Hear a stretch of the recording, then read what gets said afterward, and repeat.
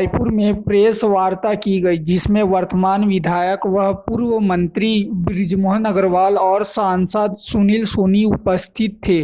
Press वार्ता के दौरान बृजमोहन अग्रवाल ने कांग्रेस सरकार की असफलता के बारे में और केंद्र सरकार की उपलब्धि के बारे में पूरब टाइम्स को अपने विचार कुछ इस तरह से बताए।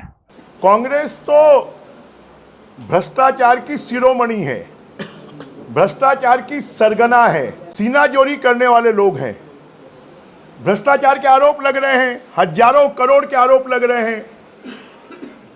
महादेव सट्टा ऐप के माध्यम से हमारे छत्तीसगढ़ के लाखों नौजवानों के भविष्य को बर्बाद किया जा रहा है।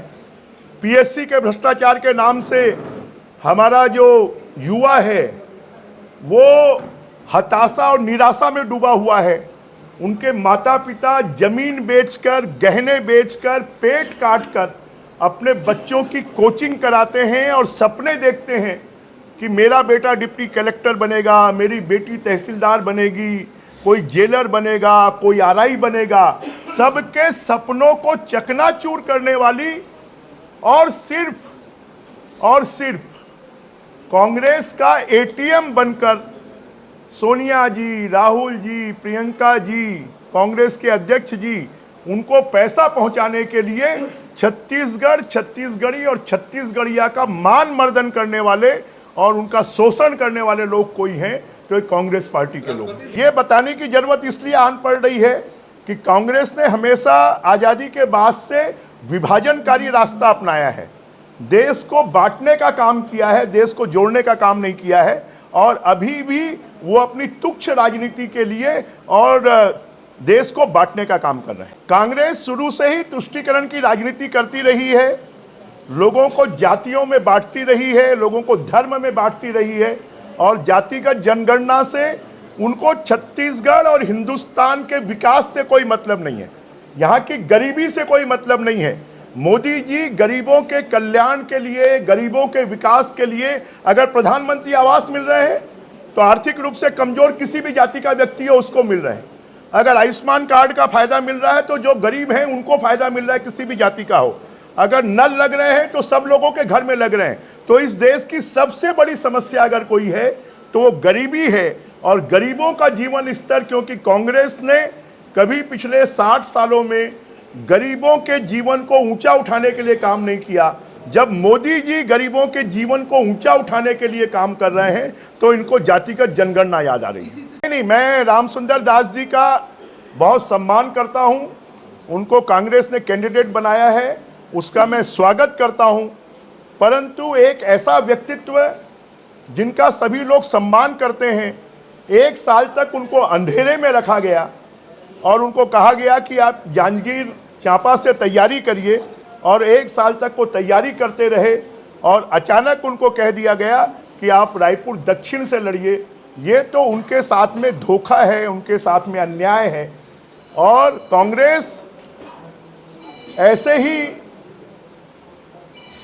जो धर्म से जुड़े हुए लोग हैं, ऐसे लोगों के साथ में धोखा और अन्याय करती कि मैं तो यहाँ से लड़ना नहीं चाहता हूँ, मैं तो लड़ना चाहता था जांजगीर चांपा से, मेरी तैयारी वहीं थी। परंतु मुझे लगता है कि वो मन से नहीं लड़ रहे हैं, वो मजबूरी से लड़ रहे हैं। और उनका आशीर्वाद मुझे आज से नहीं 40 साल से मिल रहा है। और भक्त चरण दास जी जाएं उड़ीसा में राजनीति करें, ज़्यादा अच्छा है। छत्तीसगढ़ की तासीर उनको मालूम नहीं है। छत्तीसगढ़ में कभी हिंदू मुस्लिम दंगे होते नहीं हैं। आज की तारीख में कांग्रेस के पास में छत्तीसगढ़ के बारे में बात करने के लिए कुछ नहीं है। छत्तीसगढ़ के बारे में कहें ना, एक काम तो गिना दें पिछले 5 साल का कि हमने ये बड़ा काम किया है। रायपुर शहर में एक तो बात बता दें कि रायपुर शहर में ये काम हमने किया है। बीजेपी की सरकार ने 15 साल में छत्तीसगढ़ को, रायपुर को सबसे फास्टेस्ट ग्रोइंग सिटी कोई थी तो रायपुर था, सबसे फास्टेस्ट ग्रोइंग कोई स्टेट था तो छत्तीसगढ़ था। आज वो छत्तीसगढ़ को बीमारू राज्य बना दिया है। रायपुर के साथ में सौतेला व्यवहार करते हुए राजधानी, जहां पर मुख्यमंत्री सब मंत्री रहते हैं, उसको गड्ढापुर बना दिया, उसको धूलपुर बना दिया, उसको चाकूपुर बना दिया है, उसको बलात्कारपुर बना दिया है। इसके बारे में बात क्यों नहीं करते? बताएं एनआईटी किसके समय आई, बताएं आईआईटी आईटी किसके समय आई, बताएं एम्स किसके समय आई, बताएं HNLU किसके समय आई। अगर छत्तीसगढ़ को इंफ्रास्ट्रक्चर के क्षेत्र में, सड़कों के क्षेत्र में, रोजगार के क्षेत्र में, बताएं PSC घोटाला किसके समय आया। बताएं जरा, 20 लाख नौजवान अपने आप को हताश महसूस कर रहा है, उसका दोषी कौन है। माताओं बहनों की इज्जत सुरक्षित नहीं है, उसका दोषी कौन है। एक्सीडेंट में रोज मर रहे हैं, उसका दोषी कौन है। किसान आत्महत्या कर रहे हैं, उसका दोषी कौन है। इसके बारे में बात करें ना, तो यहां आते हैं छत्तीसगढ़ के बारे में बात नहीं करते। अडानी अडानी, अरे अडानी को छत्तीसगढ़ से क्या लेने देना। अभी तक कांग्रेस बीजेपी की टिकट वितरण के बाद जो छोटा मोटा कहीं विरोध हो रहा था, उस पर खुशी जाहिर कर रहे थे और मुख्यमंत्री जी तक प्रतिक्रिया व्यक्त कर रहे थे। अब जरा वो बताएं कि कांग्रेस में ये सब क्या हो रहा है। अभी काली मंदिर के पास कुछ लोग बैठे हुए हैं, कल कांग्रेस भवन में कुछ लोग बैठे हुए थे। अब पूरे छत्तीसगढ़ में कांग्रेस का जो आवरण है वो बाहर आ गया है। अब वो निर्वस्त्र हो गए हैं कि कांग्रेस में कितनी जूतम पैजार है, कांग्रेस में कितनी गुटबाजी है। और गुटबाजी कोई सोनिया जी का आदमी है, कोई राहुल जी का आदमी है, कोई प्रियंका जी का आदमी है, कोई कांग्रेस के राष्ट्रीय अध्यक्ष जी का आदमी है। तो कांग्रेस को असलियत अब पता चलेगी।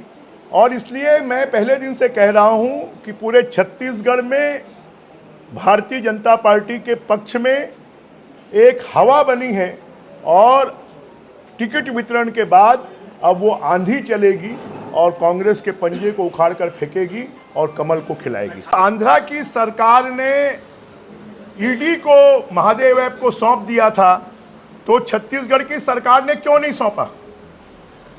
जो अपराधी आज दुबई में रहने की बात की जा रही है, क्या उस अपराधी को छत्तीसगढ़ की सरकार ने गिरफ्तार कर छोड़ दिया था। जरा ये कांग्रेस की सरकार को बताना चाहिए। और फिर महादेव ऐप के तार दुर्ग और भिलाई से ही क्यों जुड़े हुए हैं। जहां से मुख्यमंत्री आते हैं, जहां से गृह मंत्री आते हैं, जहां से कृषि मंत्री आते हैं, जहां से इनके जल जीवन मिशन के मंत्री आते हैं, ईडी के तार, ईडी का छापा वहीं क्यों मारना पड़ता है। शराब का घोटाला वहीं से क्यों मिलता है, महादेव ऐप का घोटाला वहीं से क्यों मिलता है, कोयले का घोटाला वहीं से क्यों मिलता है। यह इस बात को साबित करता है कि सरकार के संरक्षण में पूरे छत्तीसगढ़ को लूटने का काम, छत्तीसगढ़ की आम जनता के पैसे में डकैती डालने का काम अगर कोई कर रहा है तो ये भूपेश बघेल जी, कांग्रेस पार्टी और उनके गुर्गे कर रहे हैं। ये ना जय है ना वीरू है, ये तो रंगे सियार हैं। और रंगे सियारों का आवरण जो है वो बाहर आ गया है कि ये खाली खाल ओढ़ कर अपने आप को शो करते थे, अब पूरी जनता को दिखाई दे दिया ये गीदड़ और सियार है।